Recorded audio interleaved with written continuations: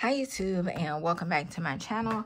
As I've been saying that I was going to do for such a long time, today is my first video on budgeting and just like me kind of going over my weekly expenses. And let me show you all. So I'm going to do week one.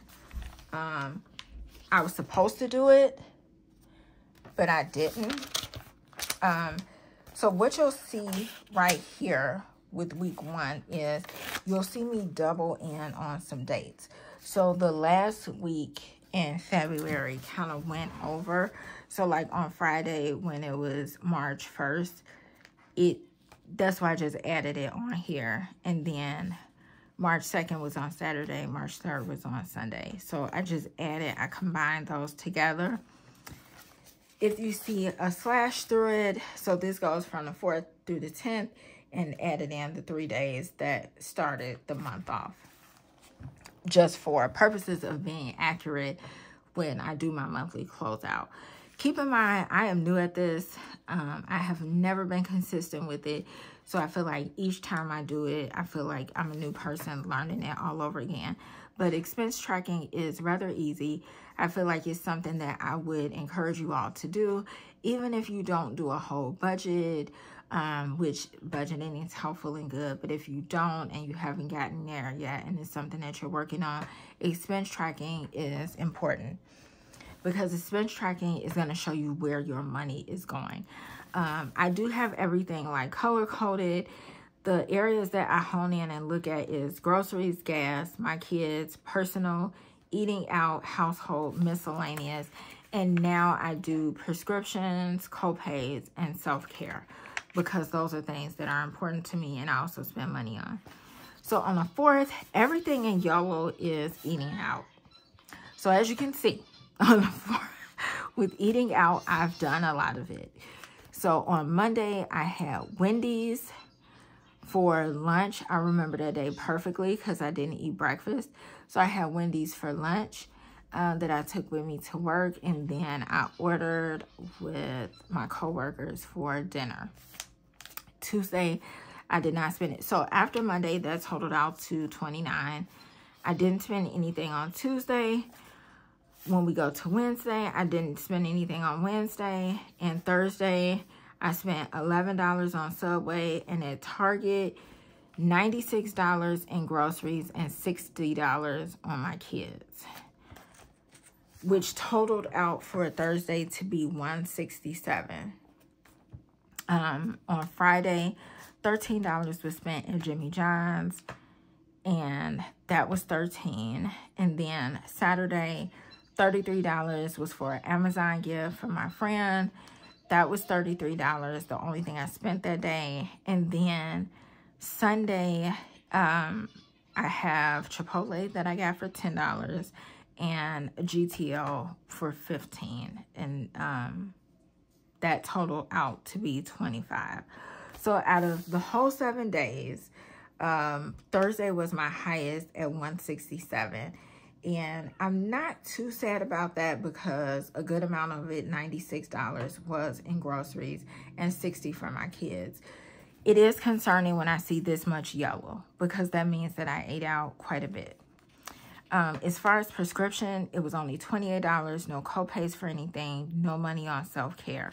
So what I normally do is total out what each category was. So groceries would be the $96. I didn't spend anything on gas. So that was a 0. My kids was $60. Personal was the $15. Eating out was a total of $63. Nothing for household and $33 for miscellaneous because I didn't really plan or intend to spend that. So for the whole week, drum roll, $267. On the weekly total, I do not include prescription, co-pays, or self-care. This is strictly what my categories are. So when I look at it on the side, once I totaled everything out, my highest was groceries. Again, I don't feel so bad about that. eating out, 63 for a week. That's a lot. That's a lot. That's a lot. And I thank goodness what I've spent out on some of those days, like the weekend, like Saturday and Friday. The good thing is, for like my kids and stuff, I didn't buy that, but it would be much higher than that if I was buying for all of us and everything. So 63 is a lot. Prescriptions, that is, it has to be done. So that will never be, do I want to do it? No, but that's like a priority. It's something that is needed. So it's not anything like that. So 28 is not bad. So what I do after I do this is I then take it to my Excel sheet.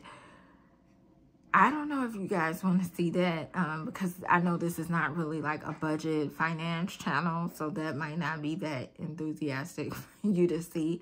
But what I do is I plug these numbers in on my Excel spreadsheet for each month. So that way at the end of the year, I will be able to see a totality of, for the whole year, what did I spend on groceries? The whole year, what did I spend on eating out? The whole year, what did I spend on personal items? What did I spend on miscellaneous and household and so on? So that is something that on my Excel spreadsheet, I have a separate item line for self-care, copay, and prescription as well. So that will also be noted.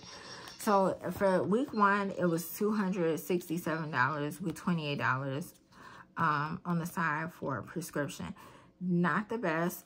My ideal, I would like to see this be at least $150, because taking in gas and groceries or whatever comes up with the kids is important. And I just realized that's why I think I need to keep a small notebook, because I just sat here and realized that I paid for my son's field trip, and I did that on a Tuesday field trip, and that was $15.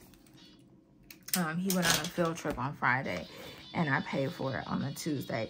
So that's the reason why, even if you have like little stickies like these that you keep in your purse, but this is what I need to keep. This right here, let me show you, is what I need to keep in my purse. Then that way I will always have something that I can write down and have. And this easily sticks in purse or bag. So this is what I need to keep. That way I don't miss any fees. If I'm at work or I'm out, I'll always have what I spend. Typically, I like to try to keep receipts. But that is all. Hopefully it was helpful and it's encouraging for you all to challenge yourself if you don't do it already, on what you spend for the week, to see exactly where your money is going. Thanks so much for watching. Leave me any comments, questions, and I'll see you all in the next one. Bye-bye.